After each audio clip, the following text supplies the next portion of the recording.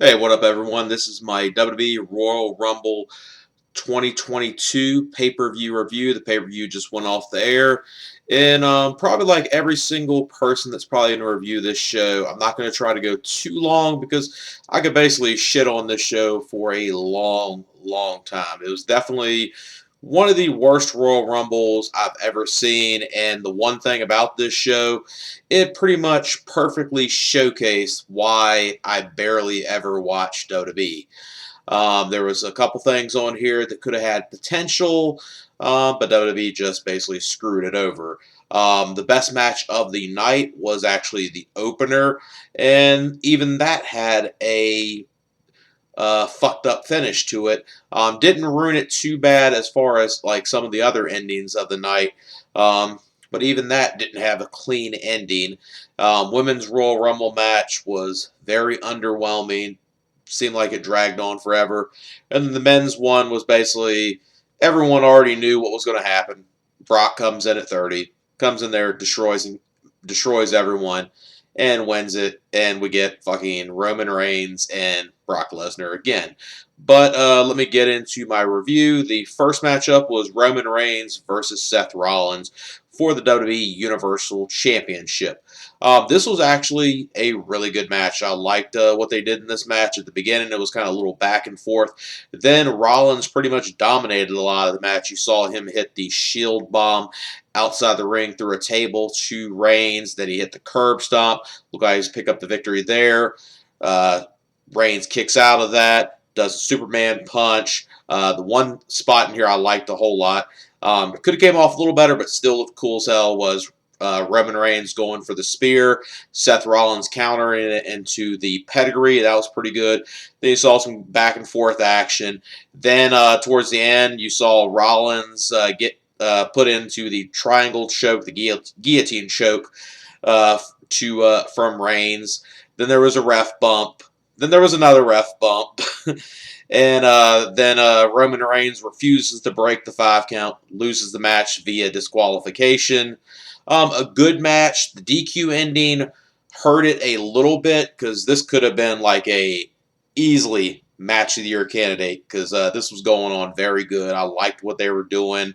The ending of it did hurt it a little bit, but not a ton, but did hurt it some. I would probably give it about 3.5 stars. Match of the night, probably the only thing I actually recommend go out your way to see on this pay-per-view. Even with the DQ finish, it was actually the best thing of the night, which kind of showcases after this how bad the show was, considering if I'm saying that's the best thing of the best match of the night, considering that ending. Then the next matchup was the Women's Royal Rumble match. This match was very underwhelming, dragged on forever. Basically, this was pretty much like, whoa, it's cool to see some of these talents from the past in here. Basically, WWE had to go out their way to actually get some people from the past in here because they fired so many women recently. They didn't have enough women to actually do a whole 30 women battle royal with the talent they actually still had. Started off with Sasha Banks and Melina. Melina was the first surprise in here. This was actually the one match where you actually got some surprise entrances, whereas the men's one that people were expecting a lot of surprises, or at least a few surprises, you didn't get any there. And this, you actually did get some surprises. Sasha Banks, I was expecting to go a little far in here. She got eliminated fairly quick early in the match by Selena Vega. Some of the surprises that were in here or returns that no longer on contract but were stars of the past. You had Kelly in here. You had Michelle McCool, which Michelle McCool, when she got in there, she did really good. She definitely did not lose a step during that like Divas era of WWE. She was one of the very few that kind of still fit the mold of what WWE was trying to push as the Diva star, but at the same time, you sometimes would get some decent matches out from her back in the day. She came in here, which is an interesting fact. I'm not sure about this, but I think this is the first time where Michelle McCool actually did the Styles Clash on a pay-per-view or a show in general when AJ Styles was actually with the company, because she was doing that when AJ Styles was within TNA, of course. I think this might have been the first time she actually did it while he was actually within the company. You had Cameron come back. You had Ivory come back, which Ivory coming back, that was probably my biggest thing I loved seeing was her coming back. I was a huge fan of her back in the day. You had Lita obviously come back. Everyone was looking forward to that. Mickie James coming back and coming out to her theme song Hardcore Country and coming out with the Impact title was kind of a surreal sight. It's definitely something you wouldn't expect years ago that WWE would actually allow anyone to come out with a title belt from another company. But that the whole thing of this past week of people thinking WWE was going with the whole Forbidden Door thing and they were going to actually bring in talent other than just Mickie James. Y'all were expecting way too much. This was a one-and-done deal. This was just to do something for the Rumble and have Mickie James here, just a deal between WWE and Impact. It wasn't ever going to lead to anything more than that. Then the other thing that was kind of cool was you had Nikki Ash in here, and one thing people wanted to see was Molly Holly coming out in her superhero cape, and you had Nikki Ash and her go back and forth outside the ring. Nikki beating the shit out of her. Molly didn't last long, but it was great to see Molly in there. Speaking of Ivory, Ivory has not aged at all. And then the thing that was cool in here, I like seeing Lita and Shotzi against each other. That was pretty cool. Then obviously Ronda Rousey. This would have been a surprise if everyone online didn't already know about this. Ronda Rousey came in there. I'm kind of surprised they put her at number 28 instead of 30 because they actually had Shayna Baszler be 30. I would have loved to seen if this was actually booked perfectly and let's say Bayley was actually cleared to wrestle. I would have loved to seen them do Ronda at the end and then have, 3/4 of the horsewomen of Bayley, Charlotte, and Sasha against Ronda. That would have been an awesome thing to do right there. Obviously, I don't know if they could have done it because Bayley did not appear here and she probably still isn't cleared. Final four were Shayna Baszler, Bianca Belair, Charlotte Flair, and Ronda Rousey. They did a smart thing here was I was a little worried they were to kind of put themselves in a situation like they did at SummerSlam with Becky and Bianca Belair. They did smart. They had Charlotte Flair take the heat, eliminate Bianca Belair, and the final two was Ronda and Charlotte Flair. Ronda wins, as predictable as you would expect. It wasn't as sloppy as what I was going to say. I was expecting it to be, but it definitely dragged on way too long and was definitely a underwhelming watch to have to sit through that whole entire match. I'm probably being a little generous. I know some people probably shit on it even more than I did. 2.5 stars, that's what I would give it.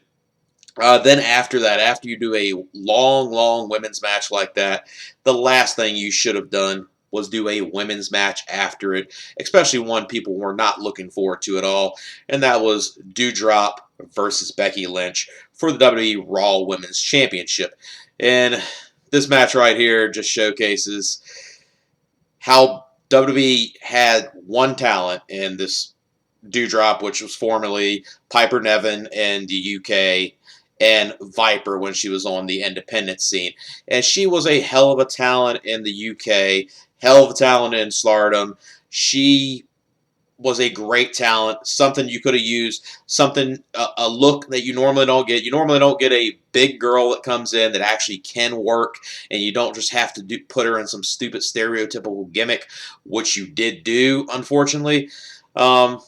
They just ruined her completely, and I feel sorry for her. She did make it to WWE, so I know she kind of feels happy about that part, but just the character and everything and how they ruined her is just an embarrassment. It just showcases that WWE just fucks over every single talented person that was talented before WWE, and WWE just puts them in their system and just ruins them. Becky Lynch wins the match with a manhandle slam off the middle rope. Not much of a match at all. a star at best. Then after this, you get a great video package for the match. I think a lot of people would say it was kind of like their dream match, the match they've been salivating of wanting to see for years, and that was Bobby Lashley versus Brock Lesnar for the title. The video package for this was done so fucking well. Probably one of the best video packages I've seen WWE do in a long, long ass time. And then unfortunately, after that great fucking video package, you give us the match you actually give us. Okay, it started off Brock Lesnar and Bobby Lashley, pretty decent. Some back and forth action. Lesnar then dominating, hitting a lot of Germans. Bobby Lashley then hitting some Germans. Just, a big Haas battle. Two big guys fighting against each other.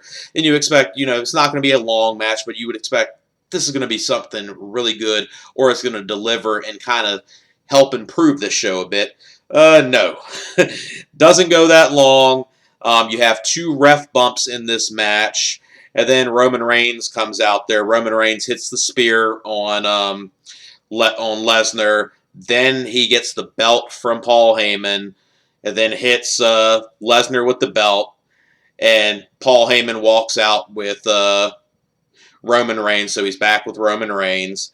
And then Lashley gets the pinfall. Lashley wins this match. 1.5 stars. Terrible fucking ending. A match that should have easily delivered, or maybe not delivered like match of the year candidate or anything like that, but should have at least delivered like a solid, 3.5 star match, or a very good match that you should go out your way to see. But unfortunately, they didn't do that. They did a fuck finish like WWE likes doing all the time, even on major pay-per-views. WWE is like, okay, we got this Peacock deal. We got billions of dollars coming in. We really don't have to give the fans what they want ever, which is one of the main reasons why I barely ever watched WWE. Then the next matchup was, after all of this on this show, the next match was a match I barely even paid attention to, honestly. And that was The Miz and Maryse versus Edge and Beth Phoenix. Went a little too long. Edge and Beth Phoenix do pick up the win. Just wasn't a match that, after everything they've done on the show, that I could have got into at all, and I wasn't even looking forward to at all going into the show. Probably being too generous, but 1.5 stars, 1.75 just was not good at all. Then the main event was the men's 30-man over-the-top rope Royal Rumble match. I was expecting, at the very least, after the rest of this show being so bad, I was like, okay, maybe just because I've loved the Royal Rumble match, and the Royal Rumble match is almost one of those matches that's kind of hard to basically book in a bad way. WWE somehow finds a way to book it in a bad way, but it's one of those matches that almost always, if the match doesn't completely deliver, there's at least some things in it, like surprises, returns, some shocking things that happen in it, or stuff just building up to WrestleMania that makes the match good. This gave you none of that at all. Started off with the first two being AJ Styles and Shinsuke Nakamura, which when I saw this, I got nightmares back of their feud they had for the WWE title, when it was basically Nakamura just completely dick punching AJ Styles the whole time and never actually having a good match with each other. So when that happened, I was a little worried. And then the other thing that was really bad in here was they had AJ Styles go on a pretty lengthy run in this match. So I was like, I was getting a little optimistic. Not that he was going to win or anything like that, but I was maybe getting optimistic they might have him go to the Final Four, have a pretty good lengthy run in here. But that didn't happen, and he gets eliminated by fucking Madcap Moss. That right there pretty much signifies how bad this match was. AJ Styles got eliminated by Madcap Moss. That is bad in and of itself. They had Omos come in here. You obviously knew how they were going to book him. Be like the Kane character. Come out here, be the big giant, and throw out a lot of people. And the only way he got eliminated was AJ Styles, and pretty much everyone in the ring at the time eliminated him. So that's how he got eliminated in this match. So since AJ Styles played a role in his elimination, unfortunately, that will probably be the match AJ Styles is stuck with to be at WrestleMania this year, probably. That will probably be most likely what will happen. And this Rumble match had zero surprises. Like, I wasn't one of those people that was expecting, talent from AEW. Anyone that was believing that those idiotic rumors of talent from AEW appearing here, I don't know what they were smoking. That was never going to happen. There was never going to be AEW talent here. I did actually kind of expect maybe either some non-signed talent, like either people that work with Impact to maybe be here. Like I was expecting maybe someone like Moose. But then I was like, they're not going to put their fucking world champion on the Royal Rumble. And then the other thing I was thinking was, since he's been appearing sometimes on SmackDown, I was thinking, Jeff Jarrett might make an appearance. I was thinking X-Pac could make an appearance, kind of do some of those nostalgia appearances. I was expecting at least see some nostalgia appearance here or something, at least one or two. You didn't get that.